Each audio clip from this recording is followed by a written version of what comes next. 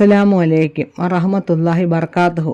മാതാപിതാക്കൾക്ക് മക്കളിൽ നിന്ന് സ്നേഹവും കരുണയും സംരക്ഷണവും ലഭിക്കാൻ ആഗ്രഹിക്കാത്തവരായി ആരുമില്ല. മക്കളിൽ നിന്ന് അർഹമായ പരിഗണന ലഭിക്കാത്ത മാതാപിതാക്കൾക്ക് വേണ്ടിയുള്ള ഒരു പ്രത്യേക ദുആയും അത് ചെയ്യേണ്ട രീതിയുമാണ് ഇന്നത്തെ വീഡിയോയിലൂടെ നമ്മൾ പരിചയപ്പെടുന്നത്. പലപ്പോഴും മക്കൾ മാതാപിതാക്കളെ വേണ്ടത്ര ശ്രദ്ധിക്കാത്ത സാഹചര്യമുണ്ടാകാറുണ്ട്.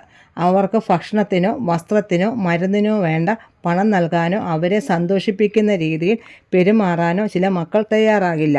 ഇത്തരമൊരു അവസ്ഥയിൽ അള്ളാഹുവിൻ്റെ സഹായം തേടാൻ ഖുർആനിലെ സൂറത്തുൽ മാഇദയിലെ 17-ാം വചനത്തിലെ ഒരു ഭാഗം ഓതുന്നത് വളരെ ഫലപ്രദമാണെന്ന് പണ്ഡിതന്മാർ പഠിപ്പിക്കുന്നു. ബിസ്മില്ലാഹിർ റഹ്മാനിർ റഹീം. വലില്ലാഹി മുൽക്കു സമാവാത്തി വല്ലർളി വമാ ബൈനഹുമാ യഹ്ലുകു മാ യശാ വല്ലാഹു അലാ കുല്ലി ഷൈഇൻ ഖദീർ. ആകാശങ്ങളുടെയും ഭൂമിയുടെയും അവയ്ക്കിടയിലുള്ളതിൻ്റെ എല്ലാ ആധിപത്യവും അള്ളാഹുവിനാകുന്നു.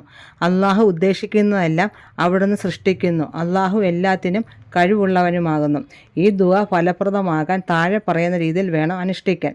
ആദ്യം 3 സലാത്ത് ചൊല്ലുക. ഏതെങ്കിലും 3 സലാത്ത്.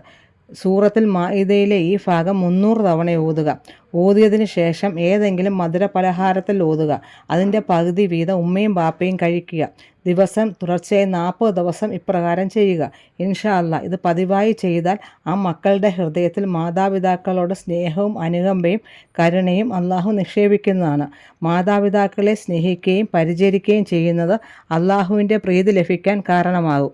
അള്ളാഹു നമ്മുടെ മക്കളെയെല്ലാം മാതാപിതാക്കളെ സ്നേഹിക്കുന്ന സാലിഹീങ്ങളായ മക്കളിൽ ഉൾപ്പെടുത്തട്ടെ. ഈ അറിവ് മറ്റുള്ളവരിലേക്ക് കൂടി എത്തിക്കാൻ വീഡിയോ ഷെയർ ചെയ്യുക. ചാനൽ ഇതുവരെ സബ്സ്ക്രൈബ് ചെയ്തിട്ടില്ലെങ്കിൽ സബ്സ്ക്രൈബ് ചെയ്യുക. അടുത്ത വീഡിയോയിൽ കാണാം. അസ്സലാമു അലൈക്കും വറഹ്മത്തുള്ളാഹി വബറകാതുഹു.